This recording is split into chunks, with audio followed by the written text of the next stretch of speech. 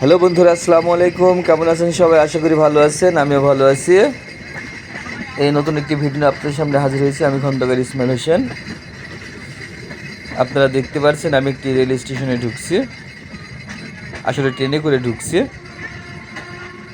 রূপসা এক্সপ্রেসে আমি আজকে চলে এসেছি উত্তরবঙ্গের ফুলবাড়ি রেলওয়ে স্টেশন। এখন রূপসা এক্সপ্রেসটি দাঁড়িয়ে আছে ফুলবাড়ি রেলওয়ে স্টেশনে। এই ফুলবাড়িটা মূলত দিনাজপুর জেলার অন্তর্গত।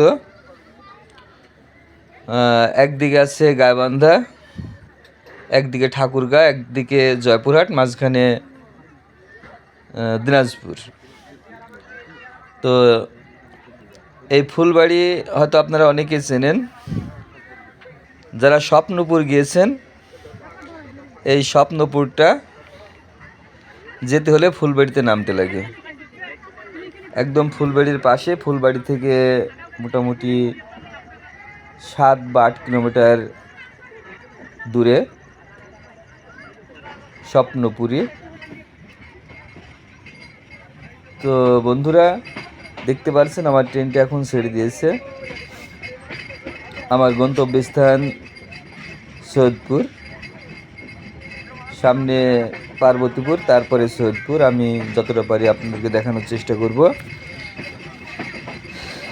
এই দেখতে পাচ্ছেন প্ল্যাটফর্মে অন্যান্য মানুষজন দাঁড়িয়ে আছে। আসলে এই 2 নম্বর 3 নম্বর প্ল্যাটফর্মে সেরকম কোনো ছাউনি নেই উপরে, বা সেরকম কোনো উন্নতিও খুব একটা হয়নি।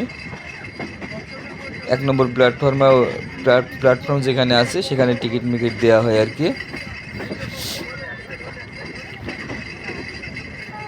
এই আস্তে আস্তে আমি এখন চলে যাচ্ছি পার্বতীপুরের দিকে।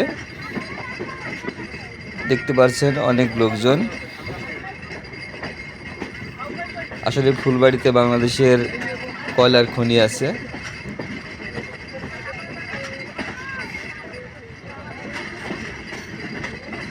আর বিশেষ করে ফুলবাড়িতে স্বপ্নপুরী থাকার কারণে অনেকেরই চেনার কথা। এই দেখতে পাচ্ছেন রেলগেট। এই রাস্তাটাই গেল আপনার স্বপ্নপুরীর দিকে, ডান দিকে। তো বন্ধুরা ভালো থাকবেন, ভিডিওটি লাইক শেয়ার কমেন্ট করুন।